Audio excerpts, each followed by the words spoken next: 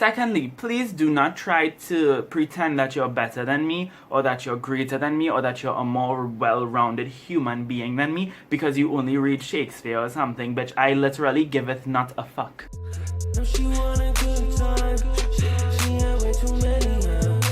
So, as I was saying, I'm coming to you guys with a couple of books that I really loved reading. The first one I read last year. So, the book is called The Wolf in Your Bed, and it's by Jill Harris. Now, I read this book, I want to say, last August or September. So, August or September of 2018. I love this book because it was very helpful. To me, it was like one of those self-help books where the author's not sitting here trying to tell you, look, you're slow, you're making wrong decisions. It wasn't one of those books where like the author was trying to guilt you into doing better. It was more so like, look, if you have a wolf in your bed, and what a wolf in your bed is, what that means is basically if you're like in an abusive relationship, like if you're like in a toxic situation, a toxic relationship, it goes through different types of wolves that there are. So it helps you to sit here and analyze your situation, and then how do you move forward from that, whether you choose to stay in it or whether you choose to walk away. The author leaves that upon you, and I like that about it.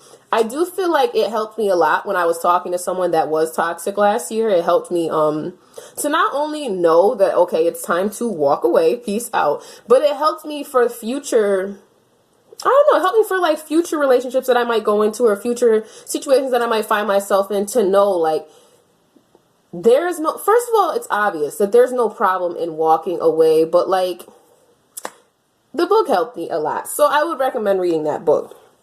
The second book, boom, Reflections of a Man by Mr. Amari Soul. So, this book is like a book of poetry, right?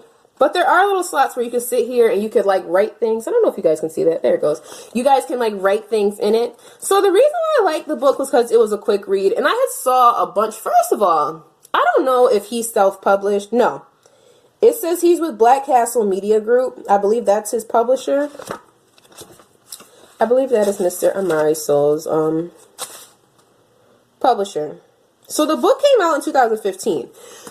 What originally made me buy the book was because I saw his ads all over Facebook, and I was just like, damn, like his book do sound type good. And I like it because it's not all sappy. Like it is books of poetry. Well, it's like, it'll be like a little poem or like a little quote, and then like he'll write something that he thinks on it, right? So I feel like it's good for men and it's good for women. The quote on the front of it says, truly an inspirational read. To find a man with such a high level of understanding of women gives me hope, right? So that was quoted by KW up at the top. I recommend the book. I really do recommend it. I feel like it was worth the money. I feel like the book was no more than, it says $14 on the back, but I feel like I only spent maybe $10 or $11 on it on Amazon. I do believe it is on, he does have an ebook. I'm like 90% positive it's not on Kindle Unlimited though. So, the third book is called The Fix, and it's by Kiwan, right? Listen, I zoomed through this book because it was a very good read. Now, it has 394 pages in it, right? Let me see. It has 394 pages in it, right? So, the main character, her name was Persia, right? Persia is dating Chucky, and Chucky was a drug dealer. When I say there was three parts, this was the first part. There was a second part and the third part, right?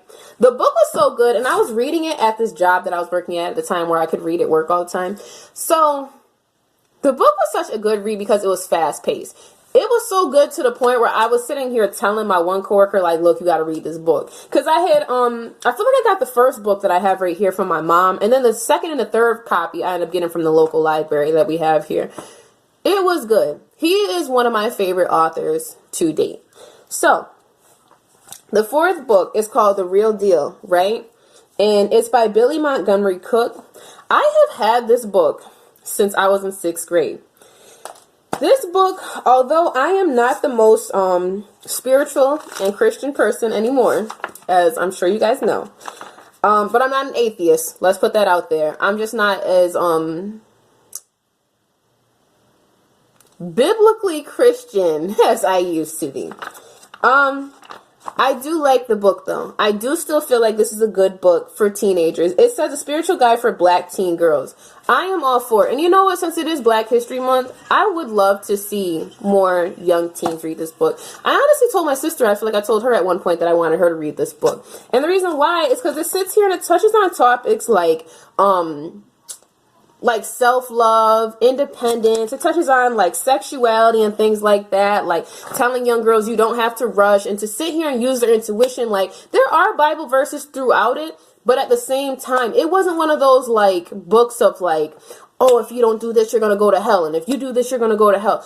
I can't stand Christian reads, books like that. I can't stand that crap. I can't stand it. So I like it because it encourages young women to use their brain, to sit here and like to use their intuition. I feel like that's something we really don't encourage young women and young adults, period, to sit here and do, is to trust their gut feelings. So I appreciated that book when I was reading it in 6th grade. I still have it. I don't know what the hell I ate last week or even yesterday for breakfast, lunch, or dinner, but I do remember that book from when I was in 6th grade. So the next book is called Shifting, right? It's The Double Lives of Black Women. The Double Lives of Black Women in America, right? And it was written by Sharice Jones and, I'm going to mess up her name, but Dr. Camilla Shorter Gooden, excuse me. Now, this book is lengthy. I didn't finish the book, as you guys can see. I am only on page 21, but I was highlighting. I'm not sure if you guys can see it. I was highlighting, though. I haven't had time to finish the book, but from what I did read in the first 21 pages, it was really good.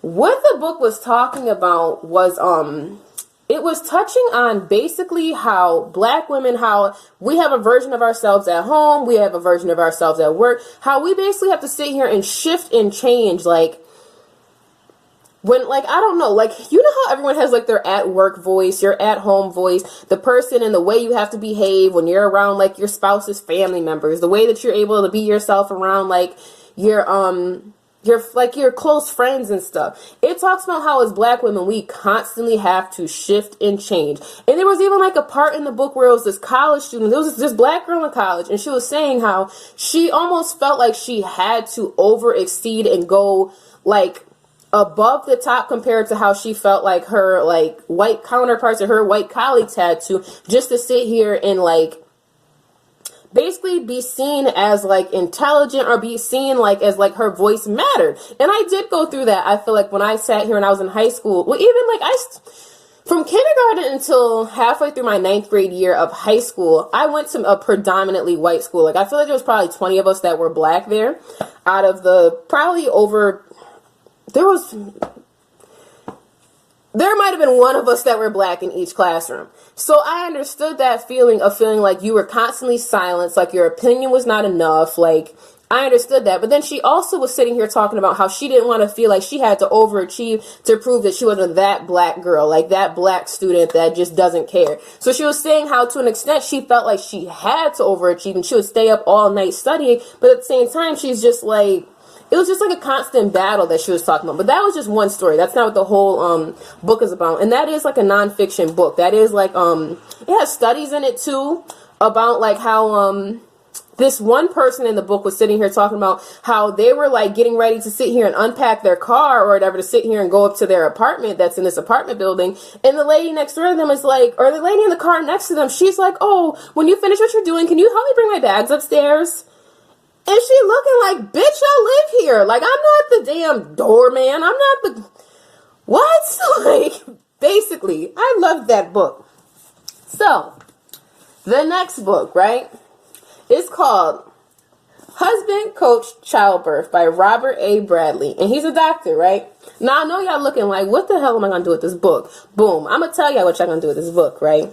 So, if you are expecting, or if you know someone who is expecting, this is the go-to book. Even if you plan on getting a doula, a midwife, if you plan on having your baby at the hospital, this is a book I recommend reading. So, I read this book in 2016 when I was pregnant with my daughter, right?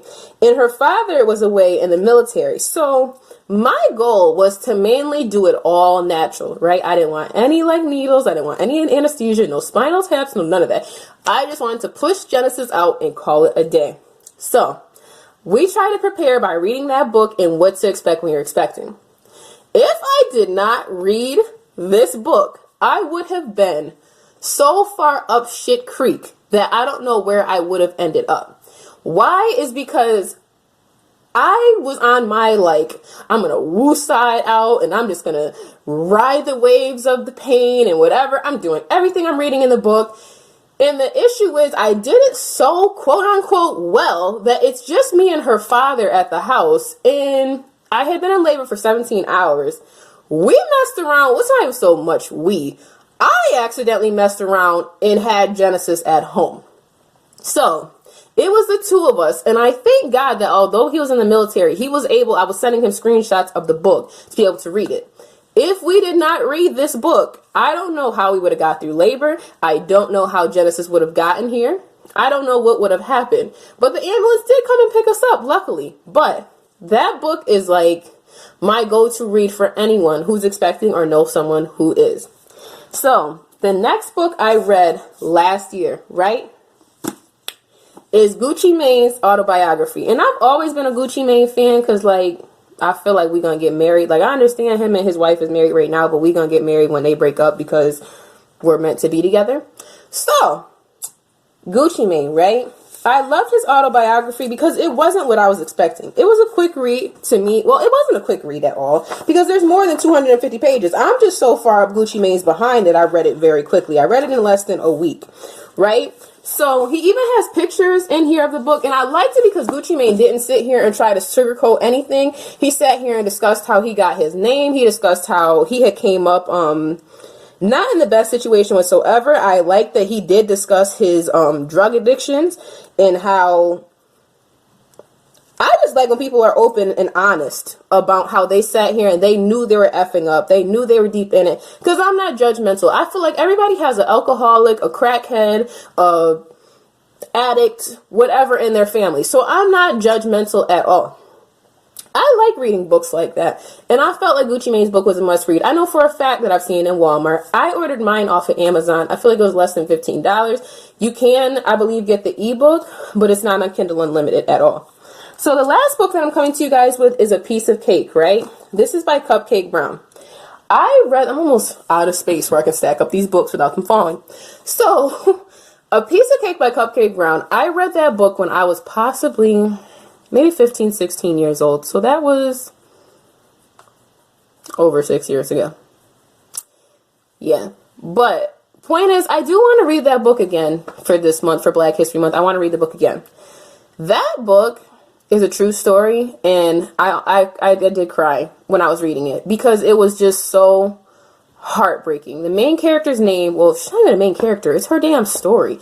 Cupcake Brown, she went through so much by the young age of 12 that it's just like, it's a blessing that she's still walking today. This is another story where it chronicles, she was abused. I want to say that she did go through molestation and rape in the book. She did end up becoming hooked on drugs bad. I want to say she wasn't even 15 years old before she was smoking cigarettes and weed. It's just a heartbreaking story, but it really is a must read. It's one of those books where it's just like, once you read it, you'll never forget it. That still is one of my favorite books to this day. One of my favorite books to this day. And it is by a Black author. I know that she did overcome her addictions. She did overcome it. I'm not sure exactly where she is today, but I would love to sit here and find her on Facebook or Instagram or any of that to be able to keep up with her story and where she is going. So if you guys have read any of these books, let me know what you guys thought about them. If you plan on reading them, please comment below and let me know. I'm excited to hear you guys' feedback, and I will see you guys later. Bye.